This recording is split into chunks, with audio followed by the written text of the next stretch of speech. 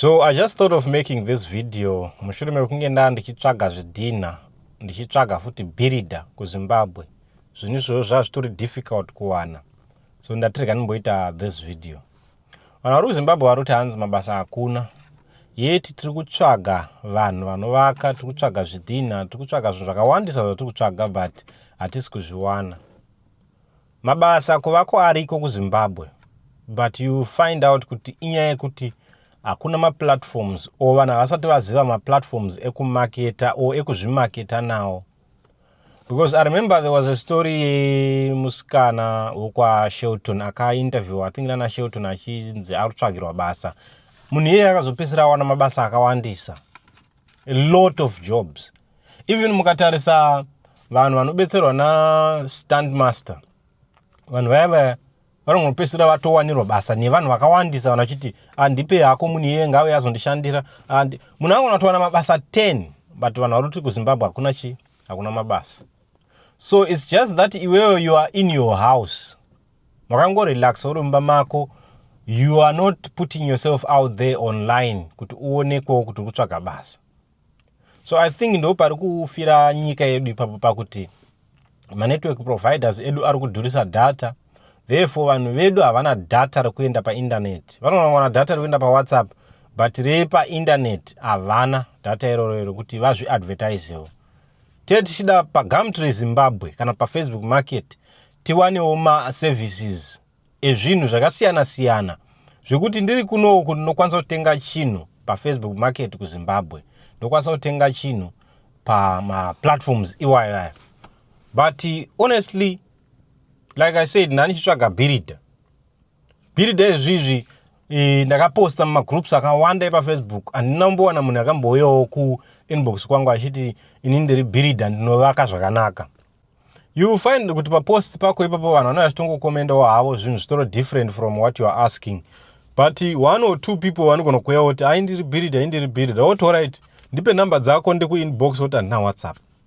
I don't think kuti ndiri kuno kuSouth Africa I need to call you every day kana wava pabasa kuti tione project project yacho progress yebasa raunenge uchiita yacho unondi update sei kuti nhasi tavaka kusvika apa, which means ndenda kufanira kutsvaga umwe munhu anenge achitomonitor basa kuti basa rapapi. But at least uine data tokwanisa kutoita video call ndotokuradzai kuti aiwa kona iyo dai maigadzirisa zvadai dai. But mabhirida mazhinji havasi painternet. Some of them is not because they don't have money. They do have money. Pana bhirida here, professional bhirida chaiye angashaye $50 yekubhadhara wifi. O kutsvaga hake $10-20 yekuisa data rekucommunicate nema-customers online. Kana uri a serious builder, mariyo unoiwana. Chimwe chinhu nanchibvunza zvidhina. Kuti zvidhina mablocks imari. Ndikuudzwa maprices akasiyana siyana. Vamwe vari kuti 50 cents, vamwe vari kuti 60 cents, vamwe vari kuti 85 cents, vamwe vari kuti 90 cents. I don't even know what to believe. Hapana here macompanies ari legit anokwanisa kuisawo zvidhina online kuti tine zvidhina zviri pakati zviri kuita mari yakati, especially ini ndachitsvaga mablocks. I can't find mablocks. Wakaenda paFacebook Market unogona kuwana mablocks kunana Bulawayo Harare, of which isusu hatisi kunana Bulawayo Harare. But you find kuti zvidhina even kunana Gokwe kwacho ikoko zviriko, but people are not advertising. People don't know the power of internet. Kuti internet munhu anogona kuti ari kuSouth Africa ari kutotsvaga zvidhina akangoenda paFacebook Market anotoona kuti ninga ari kutengesa zvidhina, otokufonera zvidhina mari, wotomuudza price, munhu ototenga zvidhina. Wazviadvertisa painternet.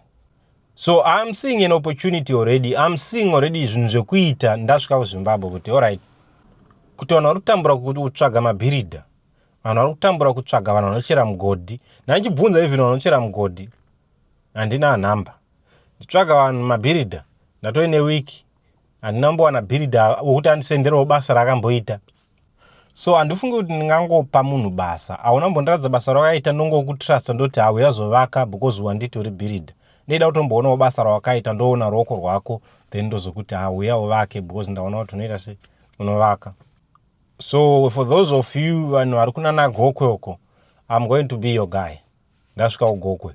I'll find mabuilders, I'll find vanochera mugodhi, I'll find vanoita maboreholes, I'll find vanokanya zvidhina. Those people, you will get them through me, because I'm definitely going to have a Wi-Fi yekuti ndendiri online ndichi-advertisa zvinhu. I would rather be a middleman kuti ndoku-advertisera zvidhina zvako zondipawo a commission. Ndoku-advertisera whatever that you are doing ndokupawo a commission. Even Wi-Fi, vanhu vacho havana data, I'll bring Wi-Fi home.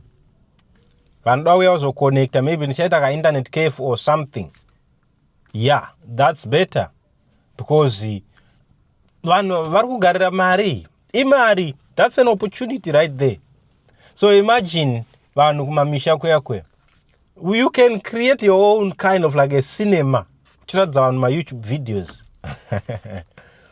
Yes, you can do that. Kumusha. I am telling you, vanhu vasati vane ma-TV kumusha. Vashoma vanawo. Norotongonyeperwa inza vanhu vakuziva technology. Vanhu vari kuziva zvavo vari kudownloada zvimafirimu izvo vari kudownloada zvimavideos, but unotoita kasinema kako kumusha, unenge une YouTube kana whatever, Netflix or whatever, wotongo connect. Vanhu voyo vachiona mamovies vachibhadhara. Vada kuconnecta Wi-Fi vodownloada mamovies avo unoonera kumba kwavo ndizvozvo. But I think pagokwe apa matiregerera panyaya yezvidhina. Because zvidhina zviri kunzi zviri kuwanikwa about 40 kilometers away from Gokwe. Because dzimwe nzvimbo dzese dziri kunzi hakuna zvidhina zvakasimba, zviri kuwanikwa zvacho zvakasimba zvinowanikwa kure. So you need to pay $200 for transport kunotakura zvidhina zvawatenga $40. It does not make sense. Uye vanhu vari kukanya mablocks kuGokwe makawanda. Budai pachena. Advertise izvonhu zvenyu pachena. Even ukanotsvaga kunonyora kunotaipa kuti ndikutsvagawo imba iri kutengeswa kuGokwe, you will find kuti unowana maybe 1 or 2. But I'm sure there is so many houses that are being sold kuGokwe koko.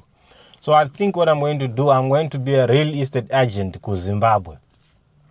I'll look for everyone who's selling properties and sell their properties for them. I'll look for people who are kuita zvidhina. I'll look for people who are kuita madomasi. I'll look for anyone who tengesa anything.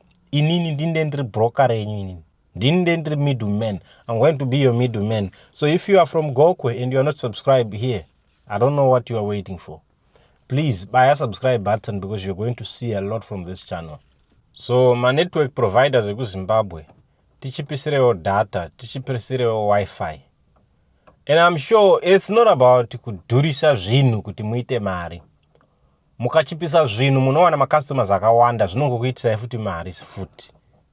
So my network providers ngavatichipisirewo data.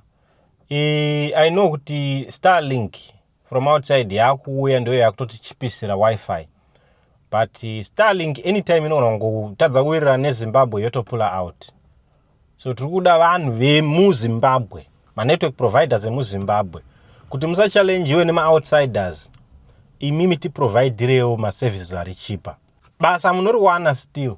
Right now, I challenge any service provider muZimbabwe kuti mukadzikisa ma-data prices enyu. I am telling you, all Zimbabweans will come to you. So that's how you make money, because people will come in their numbers. Will drop my networks vachiuya kwamuri. It's just like here in South Africa, ukatarisa vanhu vaishandisa mabanks aya, vana FNB, Nedbank, Standard Bank, pakauya Capitec nobva yaita cheaper ma-services ayo. Ma-South Africans ese mazhinji akadropa mabanks aya ndobva vaenda kuCapitec. So we want that also nema-network providers ekuZimbabwe. And then lastly, chinhu chandinoda kutaura ndechekuti vanhu vari kuZimbabwe, mukaona tauya kumusha takatsvukira kana kuti tichinhuhwirira maperfume nema-roll on, musafungidzira kuti tine mari. Hatina kana cent, takabroka. Mari yamunoona tichispenda yaya tichitengera zvimakule zvine zviri pamabhawadoro yaya, haisi nyaya yekuti tine mari. Kutonyarawo kuti ane nguva tisina kumboona vamwe. Saka tongobva here. Because imimi vamwe vacho ndimi munototanga kuti ungambobvi panapa usiya drink.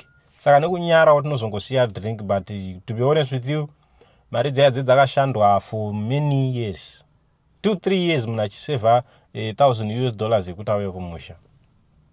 It's difficult. Kumusha kwangu inini vanhu vanotofungidzira kuti ndine mari.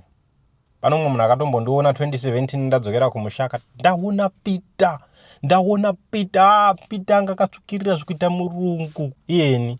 I know kuti ndandakasviba ndiri kumusha, but now ndatsvukirirawo. Ende futi haisitomboni nyaya yekuti hanzi kugeza kana kuita sei, inyaya yekuti takangowanda zuva, patishanda takangohwanda zuva. Kugeza kwataiita tiri kumusha ndokugeza kwatiri kungoita tiri kuno.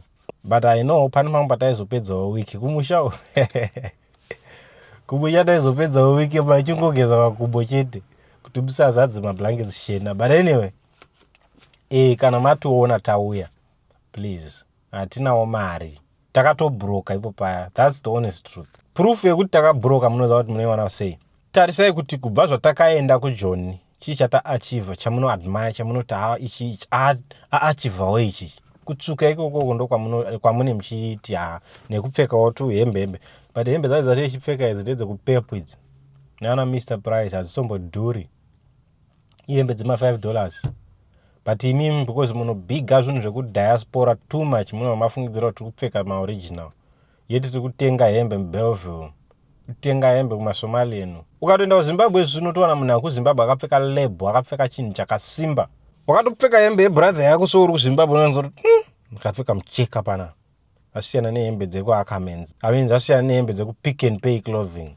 So muti nzwisisewo ipapa. But Gokwe, ndati I'm coming. I'm going to be your Gokwe content creator. I know kuti kune vamwe mukoma vaya hanzi JCTV. But vanombopota vachitenderera but inini ndoda kunisha around Gokwe. Gokwe. People don't know much about Gokwe, and I'm going to be the guy who's going to show you Gokwe. I'm going to show you Gokwe. So ladies and gentlemen, thank you so much. Again, if you are not subscribed, buy a subscribe button or buy a notification bell. That is it under Twani Peter Mutarani. Mchandiziva very soon. But Jesus Christ is Lord. Mugara maziva izvo kuti pano tinoglorify Jesu. Ujesu Kristo uyinkosi. Peter Mutarani signing out.